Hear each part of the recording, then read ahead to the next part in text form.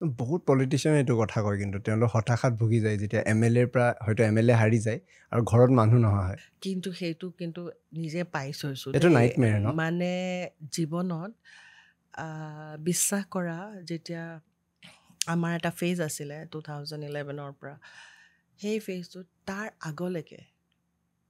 হিমন্ত যিটো পাৱাৰ দেখিলোঁ তাৰপিছত ছাডেনলি ফটকৈ নাইকিয়া হৈ গ'ল আমাৰ বিহুৰ ইনচিডেণ্ট এটা আছিলে যেতিয়া মিনিষ্টাৰ আছিলোঁ সদায়তো বিহুত মাছটোতো পাওঁৱেই আৰু দিয়াচোন তেওঁ গোটা মাছটো খুব ভাল পায় গোটা মাছটো চাই চাই ভাল পায় চ' আমাৰ আগতে কেনেকুৱা হয় 20টা 30টা মাছ আহে আমাৰ মাছ বিলাবলৈ আমাৰ নাই ঠিক আমাৰ ট্ৰান্সফৰ্মেশ্যন হৈছে ৰঞ্জিত বোলে আহিছে বাইদেউ কি কৰোঁ আমাৰ তাত এটাও মাছ উঠা নাই দাদাক কি দেখাম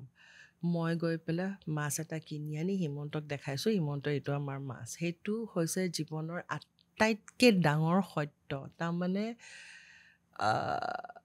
মানুহে যে কয় নহয় চব বস্তু পাৱাৰ হেৰি চব বস্তু মিছা তাৰমানে যেতিয়া পাৱাৰটো নাথাকে জীৱনত একো নাই একদম ডাঙৰ শূন্য এটা সেইটো কিন্তু মানে চকুৰ আগত দেখি গৈছোঁ এদিন বাচ্ছাটো লৈ মোৰ ল'ৰা ছোৱালী দুটাই কিণ্ডাৰ জয় খাই ভাল পায়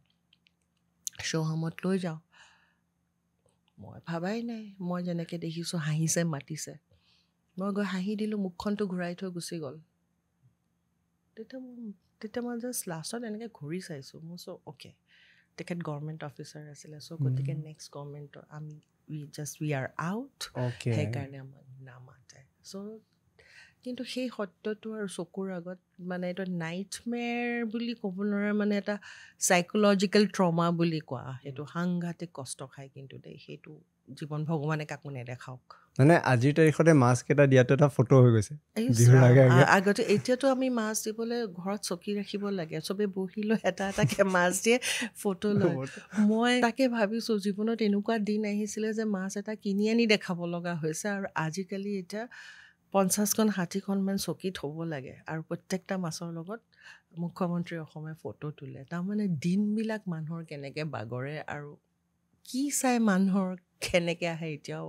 মানে ভাবাটো তাৰমানে আমাৰ নৰ্মেল মানুহ হিচাপে ভাবি গৈ নাপাওঁগৈ